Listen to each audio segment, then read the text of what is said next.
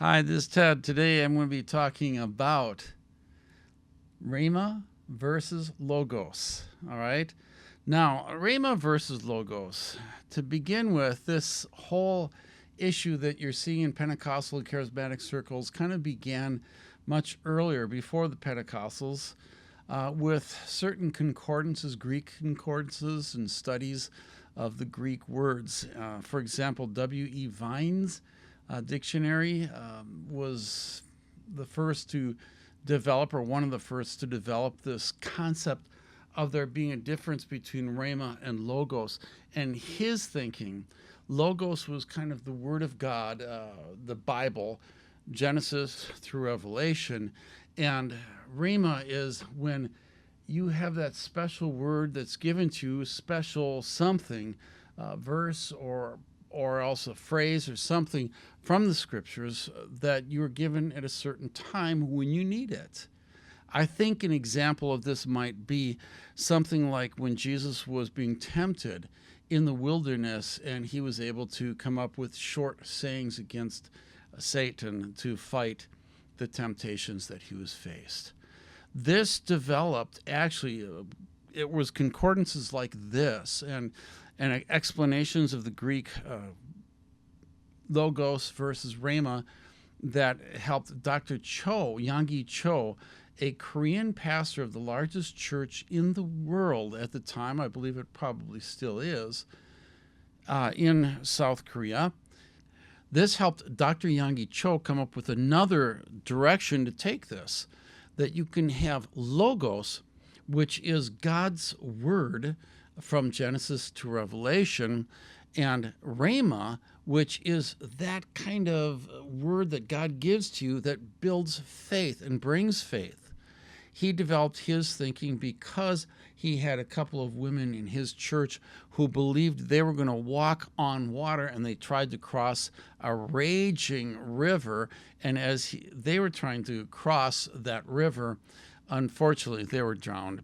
So they had a promise from the Logos, but they didn't have the promise from the Rhema. In other words, God's specific word for them. The reason Dr. Cho has meant a lot to me, and not that I would say that now, but the reason, let me just explain to you, and then you'll understand my relationship to Dr. Yonggi Cho. In 1978, I believe it was right around 1978, I was going to Southeastern Bible College and Assemblies of God Bible College down in Florida. And Dr. Yonggi Cho was one of our guest speakers for 2 days. He came to chapel and spoke. The first day, I don't remember what he spoke about, but I do remember this. He was calling out certain people in the congregation in our chapel who were being healed. And he called out one person who was being healed from a sinus issue. And he said, sometimes you can't even breathe. And I thought, not me, not me. Now, most people would say, praise the Lord, I'm going to be healed, but not me.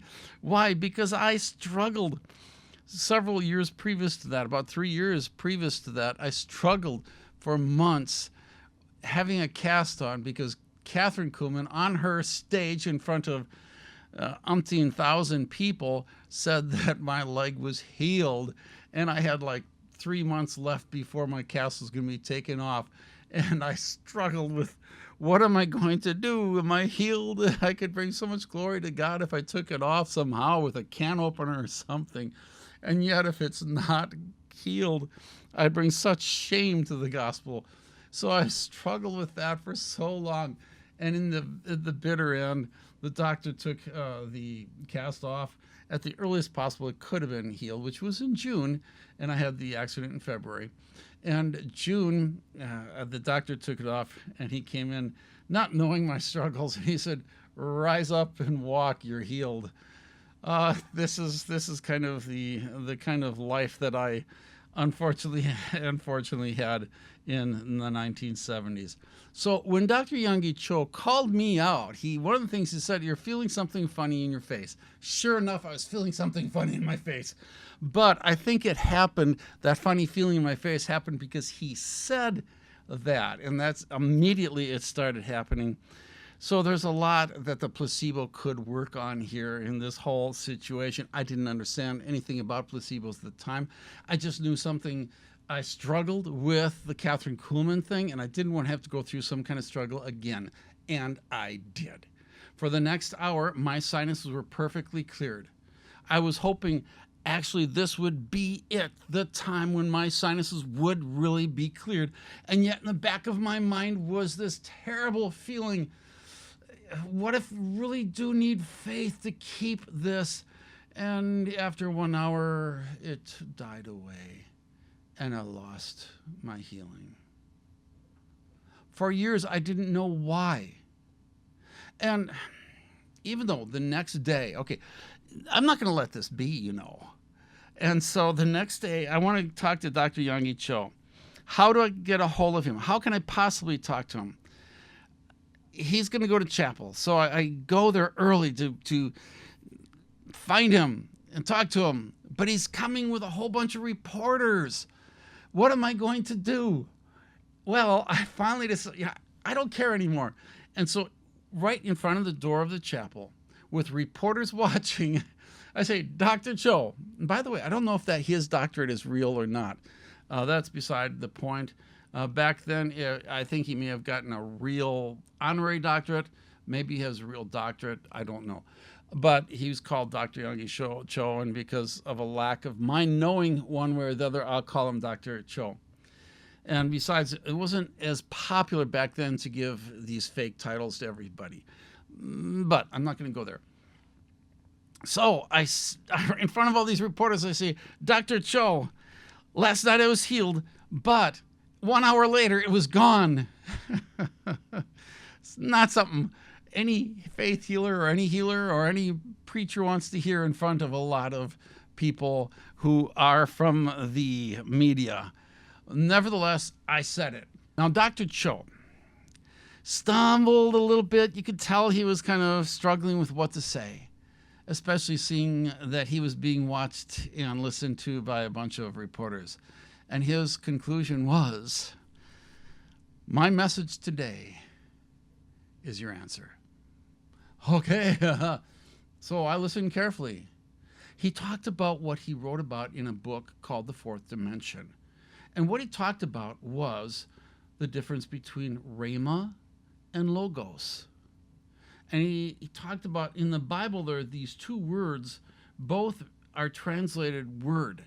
And yet one is the word Rhema, and one is, and he explains the whole thing. You know, the one is God's word, that's a general word, and the specific word is Rhema. That specific word is what brings about faith. Faith comes by hearing. Faith comes by hearing, and hearing by the Rhema of God. You need Rhema faith. That's what he's trying to tell me. You need Rhema faith. Now, just in this last week, I'm thinking, oh, wait a minute. Why didn't I ever get this? He's telling me that his announcing people are getting healed is not Rhema faith. Is just Logos faith, and therefore it's no good. Oh, so anyway, so beside that point, I didn't know what to think of that. So right after the service, I got to question things. I've always needed to question things, especially when they relate to the Bible. Fortunately, I think God taught that to me. Early on in my Christian career, after a couple of years, I really learned that I need to question. So the first thing I did is go to the Greek teacher. I wasn't taking Greek. I didn't know much about Greek. So I went to the teacher, the professor for the Greek language. And I asked him, hey, is what he said about Rhema and Logos true? And he said, from a biblical point of view, no. But the concept is right. And for years, that's what I held to.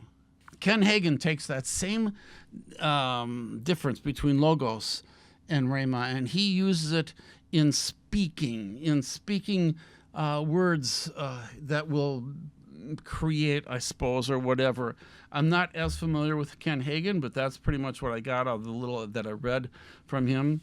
Bill Hamon tends to use it in the area of the prophetic. He likes to talk about prophets And he says they need to speak from Rhema and not from Logos, because if they speak from Logos, it's not going to be effective. You need Rhema to speak in order. In other words, God's special word for that moment or for that person or for that future. And if you have that special word, that Rhema, it's going to come to pass. It's going to be good. Now, my first question, is it really biblical? These people, the Charismatics and the Pentecostals, generally tend to think it is, to some degree, biblical. Some of them will admit, I think Bill Hamon admits that it's not always true in the Bible, but generally it is.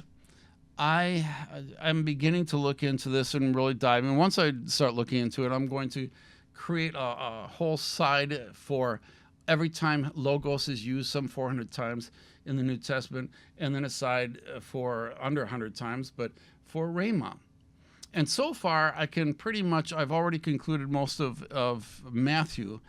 And what I'm finding out in Matthew is very interesting. In Matthew, a centurion comes to Jesus and said, "Speak the word, the Logos only, and my son will be healed. My servant will be healed." And Jesus commends him for his faith. Jesus casts out devils with his Logos. In the parable of the sower and the seeds, when the seeds are planted, they are compared to the Logos of God, which brings forth fruit, or else people reject it, and it doesn't bring forth fruit. So Logos can, at least in Matthew, and that's as far as I got, but Logos tends to be used very much like we would expect Rhema to be used. And Rhema can be either or. Every idle word that is spoken, that's Rhema, will be brought before judgment. With one or two people, every Rhema shall be established. Not by bread alone, we shall not live by bread alone, but by the Rhema of God. People will say all kinds of evil and Rhema against you. That's an interesting little situation itself. Jesus never answered a Rhema to the governor. See, those could be, that's not conclusive. I also know that in the Septuagint is the Greek translation of the Hebrew Bible. That translation was used by the apostles in the vast majority of any quotes from the Old Testament in the New Testament. So when you read Old Testament quotes in the New Testament, a good portion of them are actually from the Septuagint, which is the Greek translation of the Old Testament. And that particular translation, when we're talking about the prophets in the Old Testament, the word used for word is Logos 8 times more than Rhema. So Logos is connected with prophets, tremendously so, in Jesus' day. So it's difficult to say there is a huge difference. I'm going to say there's not a big difference, but I've only gotten through Matthew, and I'm not sure if I would agree with W.E. Vine or with Dr. Yonggi Cho. So I'm going to basically put that up in the air for now. I'm guessing probably not a huge difference, if at all. By the way, the interesting thing, Dr. Yonggi Cho was, and I think may still be, but I'm not sure, an Assemblies of God pastor for their largest church they have in the Assemblies of God. And when I was going to an Assemblies of God school, he was kind of the big thing.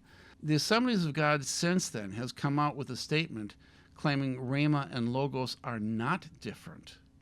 And you cannot conclude that they are different within the New Testament. All right, but this is not the first time, neither is it the last, that the Assemblies of God as a denomination is going to differ from the good portion of the people within that denomination.